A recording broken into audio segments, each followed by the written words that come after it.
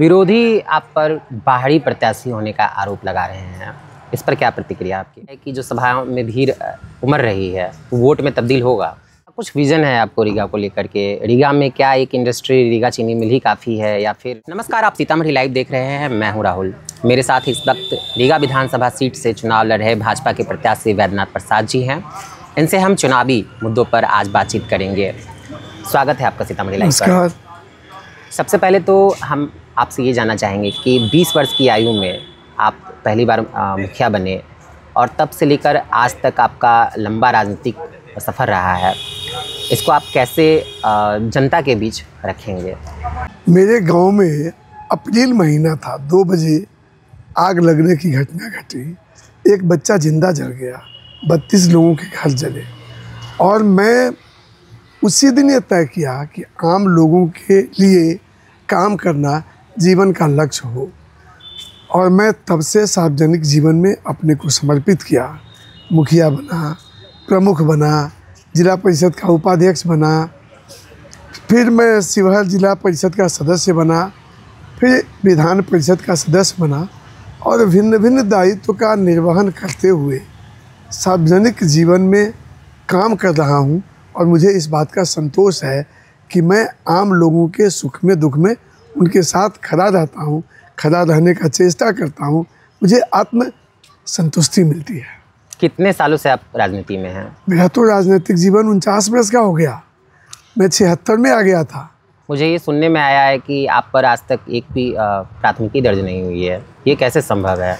ये ऐसा इसलिए संभव है कि एक राजनीतिक दल के कार्यकर्ता होने के नाते हमेशा लोगों के साथ सद्भाव बनाया। मैंने कभी विद्वेष और आपसी कलह में किसी के भी विवाद में स्वयं को पक्ष नहीं बनाया, उनके समाधान का प्रयास किया, आपसी सद्भाव कायम करने का प्रयास किया। इसलिए लोगों ने मुझे अपना माना और जो अपना मानेगा तो मुझ पर मुकदमा क्यों होगा। कल अमित शाह आए में थे रीगा में और उन्होंने काफ़ी देर भाषण भी दिया और आपके पक्ष में वोट भी मांगा। सभा में भीड़ भी काफ़ी थी। क्या कुछ लगता है कि जो सभाओं में भीड़ उमड़ रही है वो वोट में तब्दील होगा? श्री अमित शाह ने अपने आप को प्रूफ किया है कि भाजपा के नेता या देश के प्रधानमंत्री या राज्य के मुख्यमंत्री या अमित शाह या जोगी जी, मैं कितना नाम लूँ, ये लोग वही बोलते हैं जो करना होता है। डपोर संखी न वादे करते और न कोई मिथ्या वादा करता। उन्होंने लोगों को बताया कि यहाँ राम मंदिर निर्माण के बाद माता जानकी के मंदिर का निर्माण आवश्यक था। उन्होंने घोषणा किया लोकसभा चुनाव के समय और शिलान्यास 1 बरस के अंदर कर दिया। 1000 करोड़ रुपए की स्वीकृति राज्य सरकार ने कर दी। तो ये बड़ी बात है।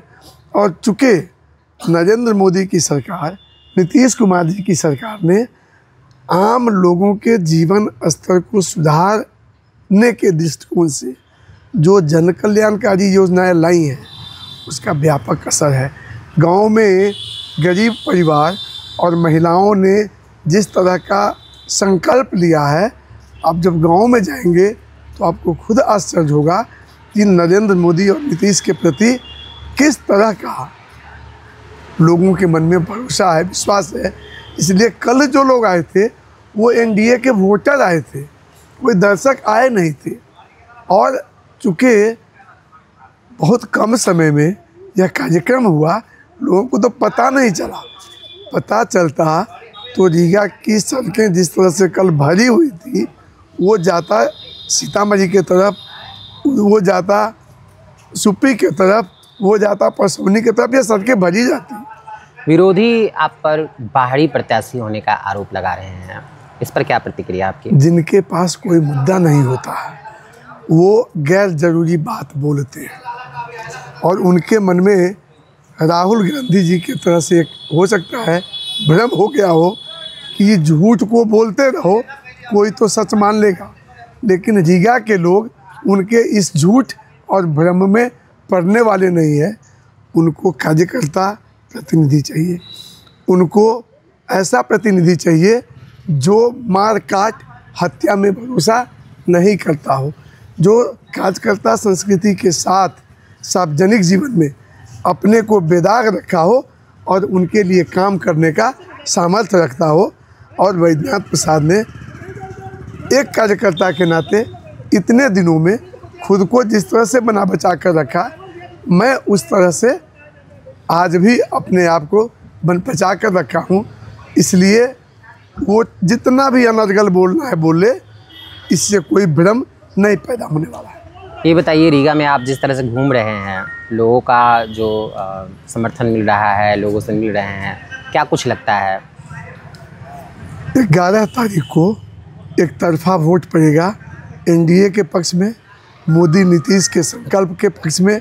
मोदी नीतीश के नेतृत्व में बिहार में फिर से एक मजबूत और विकास के लिए कृत संकल्पित सरकार बनाने के लिए, और उसके लिए रीगा समेत इस जिले के सभी सीट पर एनडीए प्रत्याशियों की प्रचंड जीत होने वाली है। और विरोधी जो इस क्षेत्र में है, अब वो जीत की लड़ाई नहीं लड़ रहे, वो जमानत बचाने की लड़ाई लड़ रहे हैं। क्या कुछ विज़न है आपको रीगा को लेकर के? रीगा में क्या एक इंडस्ट्री, रीगा चीनी मिल ही काफ़ी है, या फिर इस क्षेत्र को और डेवलपमेंट और इंडस्ट्रीज़ की ज़रूरत है? देखिए, बिहार का विकास चाहे औद्योगिक क्षेत्र में हो, कुटीर उद्योग के जरिए हो, राज्य सरकार और केंद्र सरकार एक योजना बनाई है और हर जगह औद्योगिक विकास के परिकल्पना को साकार करने पर काम हो रहा है। मेरे मन में है कि रीगा का क्षेत्र गन्ना किसानों का क्षेत्र है। Riga sugar factory cash crop के रूप में गन्ना उद्योग के क्षेत्र है। हम चाहेंगे कि जैसे मखाना अनुसंधान केंद्र बना है दरभंगा में, रीगा में एक गन्ना अनुसंधान केंद्र बने, जिसके जरिए नए किस्म, नए प्रजाति के गन्ना का आविष्कार हो, वैज्ञानिक खोज करे और किसानों को उसके जरिए अधिक लाभ हो, ऐसा प्रयास हो। दूसरा मेरे मन में है कि मुझे लगता है कि सत्ता के विकेंद्रीकरण के दृष्टिकोण से इस क्षेत्र को के लिए एक अनुमंडल कार्यालय, अनुमंडल ऑफिस की स्थापना हो। मैं इस पर काम करूँगा। काफ़ी लंबे समय से लोग मांग भी कर रहे हैं, बैरगनिया सुप्पी के लोग मांग भी कर रहे हैं कि अलग अनुमंडल उनको मिलना चाहिए। मैं इस पर प्रयास करूँगा और इतना ही नहीं, रीगा को भी शहरी निकाय के रूप में परिणत करने के दिशा में काम करूँगा। अनुमंडल कार्यालय स्थापित हो इस क्षेत्र में समुचित स्थान पर, मैं इसका प्रयास करूँगा। और बागमती परियोजना जब 70 के ज़माने में आई तो उद्देश्य था बाढ़ नियंत्रण और सिंचाई। तो अभी हम कांग्रेस की गलत नीतियों के कारण बाढ़ नियंत्रण में अटके रहे।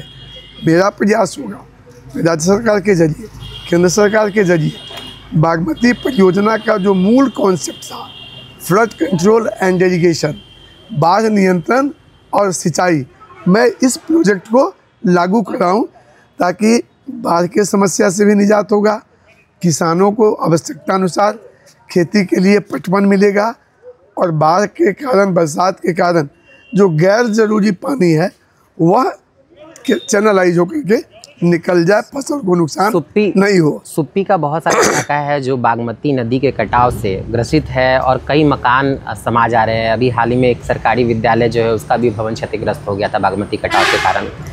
तो उस क्षेत्र का जो प्रॉपर उसका जो उपाय है वो किस तरह से देखते हैं कि कैसे हो सकता है? देखिए, बागमती परियोजना जब लागू हुई तो पूरे कैचमेंट एरिया का 80% पानी ही मूल बागमती नदी से निकलना है, और जब कभी फ्लड का सिचुएशन आए तो 20% पानी बेलवा घाट से पुरानी बागमती के नदी के जरिए निकालना है। मैं जब काउंसिल का मेंबर था तो मैंने इस सवाल को उठाया था, और मेरे ही सवाल उठाए जाने पर पहले सिर्फ और सिर्फ क्रॉस रेगुलेटर बन रहा था बेलवा पर।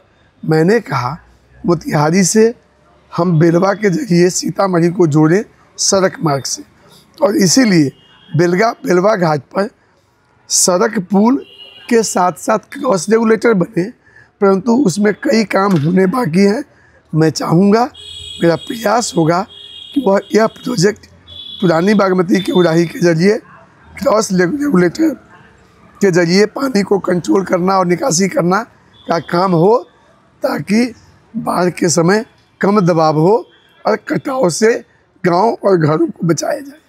एक रेलवे कनेक्टिविटी को लेकर के भी सवाल है। लंबी दूरी की जो ट्रेनें हैं वो रीगा, बैरगनिया इन सब स्टेशनों पर ठहराव नहीं होती है। काफ़ी लोग मांग करते हैं इसके ठहराव के लिए। श्री नरेंद्र मोदी की सरकार में जिस तरह से सड़कों का जाल बिछ रहा है, अभी आपको पता होना चाहिए, सिर्फ NH 77 नहीं, सिर्फ चकिया से मधुबनी के तरफ जो NH गई है उतना ही नहीं, सिर्फ बॉर्डर रोड जो बनी है उतना ही नहीं, गोरखपुर से सिल्लीगुड़ी के तरफ 6 लेन ग्रीनफील्ड रोड बन रही है।